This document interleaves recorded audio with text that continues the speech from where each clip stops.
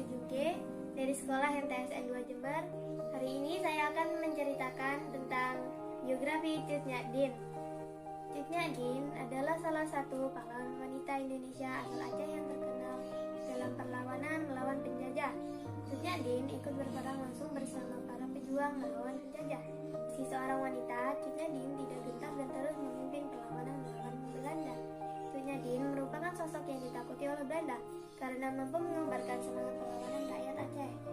Pada usia 12 tahun, Cut Nyak Dien sudah dinikahkan oleh orang tuanya pada tahun 1862 dengan Teku C. Ibrahim Lamnga, putra dari Uli Balang Lamnga 13. Mulai berperang, dikutip dari situs resmi Provinsi Aceh, Cut Nyak Dien lahir di Lampadang, Kerajaan Aceh 1848 dari keluarga bangsawan yang taat beragama di Aceh.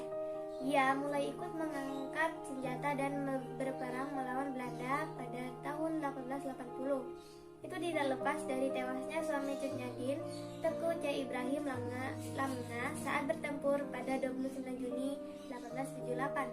Kematian suaminya membuat Cut Nyak Dien sangat marah dan bersumpah akan menghancurkan Belanda.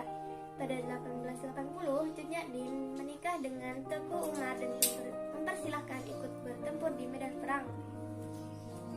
Bergabungnya Cut Nyak Dien berhasil meningkatkan moral semangat perjuangan Aceh melawan Belanda. Kemudian perang dilanjutkan secara gerilya dan dikorbankan perang fisabilillah. Siasat perang. Pada 30 September 1893, Teku Umar membuat siasat dengan menyerahkan diri kepada Belanda bersama pasukan. Cara itu dilakukan untuk mempelajari taktik perang Belanda. Nama itu membuat rakyat Aceh marah dan menganggap Teku Umar sebagai pengkhianat karena telah bekerja sama. Dikutip dari situs resmi Kementerian Pendidikan dan Kebudayaan, setelah beberapa tahun bergabung dengan Belanda, Teku Umar dan Cut Nyak Dien balik menyerang Belanda. Setelah fasilitas lengkap dan mencukupi, Teku Umar mengumpulkan rakyatnya, membagikan senjata dan menyerang Belanda kembali. Perang yang dilakukan Teku Umar secara gerilya. Naas, saat perang terjadi pada 11 Februari 1899, membuat Teku Umar tewas tertembak. Meski suaminya meninggal, Cut Nyak Dien lalu memimpin perlawanan Belanda di daerah pedalaman Melaboh.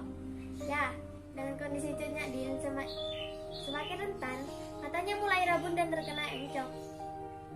Ditambah sumber makanan yang tidak pasti karena benar-benar telah habis dan jumlah pasukan yang juga berkurang. Kondisi itu membuat pasukannya iba dan salah satu anak buahnya melaporkan lokasi markasnya kepada Belanda. Dengan mudah, Belanda menyerang markas Cut Nyak Dien di Betong Lesage dan membuatnya terkejut. Mereka tetap berperang mati-matian, tapi berhasil digagalkan oleh pasukan Belanda. Cut Nyak Dien pun akhirnya tertangkap.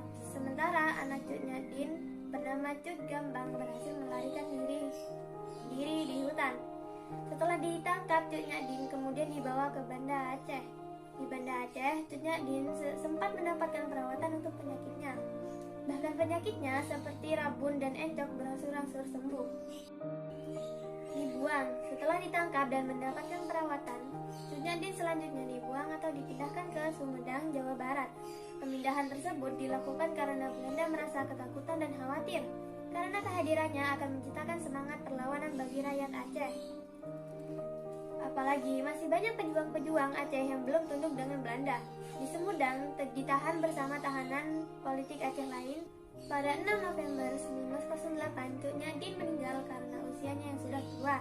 Cut Nyak Dien dimakamkan di daerah pengasingan, bahkan makam Cut Nyak Dien baru ditemukan pada tahun 1959. Pada 2 Mei 1962, Presiden Soekarno melalui SK Presiden RI nomor 106 tahun 1994 diangkat menjadi pahlawan nasional.